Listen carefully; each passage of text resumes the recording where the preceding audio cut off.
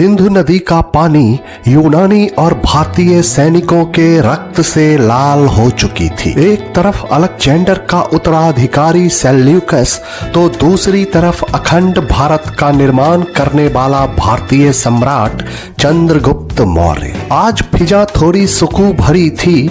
कई दिनों के युद्ध के बाद आज चंद्रगुप्त ने सेल्यूकस को भली भांति समझा दिया था कि यह अलेक्जेंडर के समय का खंडित भारत नहीं बल्कि मगध के झंडे तले एक सशक्त, विशाल और अखंड भारत है। नमस्कार दोस्तों, अतीत लाइव की वीडियो में एक बार फिर से आपका स्वागत है। चंद्रगुप्त के आकर्षक व्यक्तित्व, महान युद्ध कौशल, साहस और पराक्रम को देखकर यूनानी राजकुमारी हेलेना का मन चंद्रगुप्त के ख्यालों में ऐसे खो गया कि उसे पता ही नहीं चला कि कब उसे पहली नजर का प्यार हो गया है। जब चंद्रगुप्त मौर्य ने पहली बार उसे सफेद यूनानी गाउन में देखा तो उसे यूं लगा मानो यूनान की देवी एफ्रोडाइटी साक्षात प्रकट हो गई हो। पहली नजर का प्यार परवान चढ़ चुका था, मगर परिस्थितियां बिल्कुल भी अनुकूल नहीं थी। हेलेना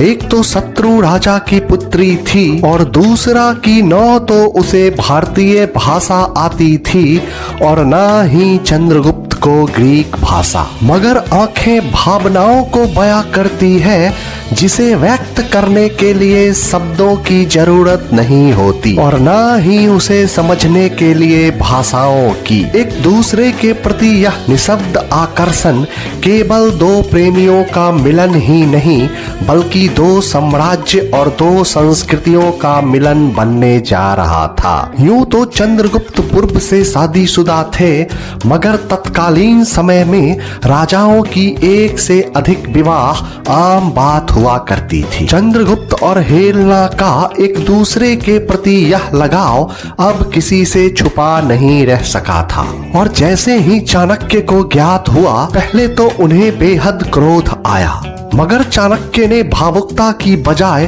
दूरदर्शिता से काम लेना उचित समझा। उन्होंने कहा, चंद्रगुप्त, एक सम्राट का हृदय केवल कोमल भावनाओं के लिए नहीं बल्कि कठोर निर्णय के लिए बना होता है। तुम्हारा विवाह केवल दो व्यक्तियों का मिलन नहीं बल्कि दो संस्कृतियों और दो शक्तियों का गठबंधन है। तुम्हारे प्रेम को अनुमति दी जा सकती है, लेकिन मगध के सिंहासन की शुद्धता के साथ कोई समझौता नहीं होगा। चंद्रगुप्त, प्रेम तुम्हें शक्ति दे सकता है, लेकिन मेरी नीतियां तुम्हें अमर बनाएगी। चुनाव तुम्हारा है, तुम्हें एक साधारण प्रेमी बनना है या अखंड भारत का निर्माता। सहमे स्वर में चंद्रगुप्त ने कहा, तो मैं क्या करूं गुरुदेव, आप ही बताएं मैं क्या करूं। ध्यान से सुनो, मेरी 3 शर्तें हैं। अगर तुम इसे स्वीकार करते हो तो मेरी अनुमति तुम्हें प्राप्त होगी। पहली शर्त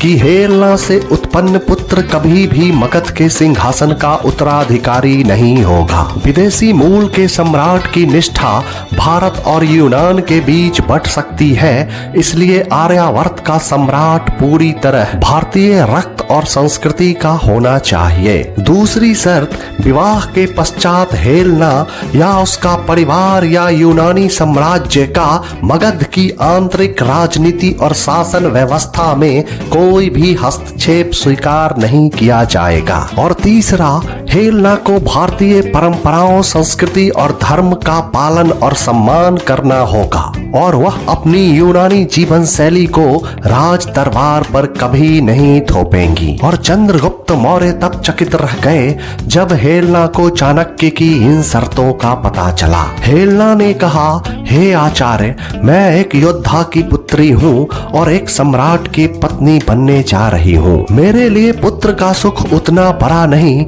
जितना इस अखंड भारत की अखंडता है। यदि मेरे पुत्र का सिंहासन पर न बैठना इस राष्ट्र की शांति सुनिश्चित करता है तो मुझे यह शर्त सौहर्ष स्वीकार है। मैं यूनान की यादों को साथ लेकर पाटलिपुत्र जरूर आऊंगी, मगर सम्राट के साथ साथ यहीं भारत की मिट्टी में मिल जाऊंगी। यूनान अब मेरा अतीत और भारत भारत ही अब मेरा भविष्य है। हे आचार्य, आपकी शर्तें कठोर हो सकती है, पर मुझे गर्व है कि मैं उस देश की बहू बनने जा रही हूँ जहाँ के गुरु अपने सम्राट के प्रेम से पहले अपने देश की सुरक्षा को रखते हैं। मुझे आपकी हर शर्त स्वीकार है। और फिर उसने विवाह के बाद न केवल भारतीय संस्कृति को अपनाया बल्कि संस्कृत सीखी, भारतीय दर्शन का गहरा अध्ययन किया। वो जीवन पर्यंत चंद्रगुप्त की एक निष्ठावान पत्नी बनी रही। सम्राट चंद्रगुप्त के शासन के अंतिम वर्षों में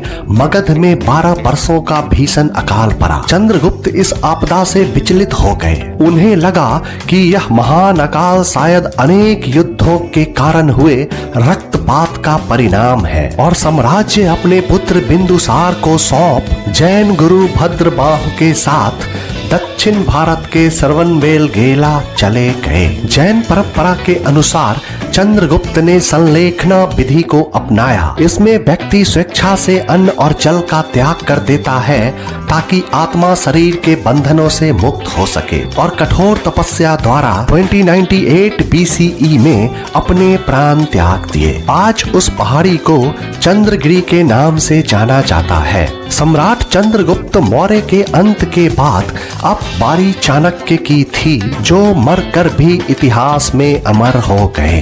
वीडियो पसंद आया हो तो लाइक करें, मेरे चैनल अतीत लाइव को सब्सक्राइब करें। मिलते हैं आचार्य चाणक्य के अंत की एक शानदार कहानी के साथ एक नए शानदार वीडियो में।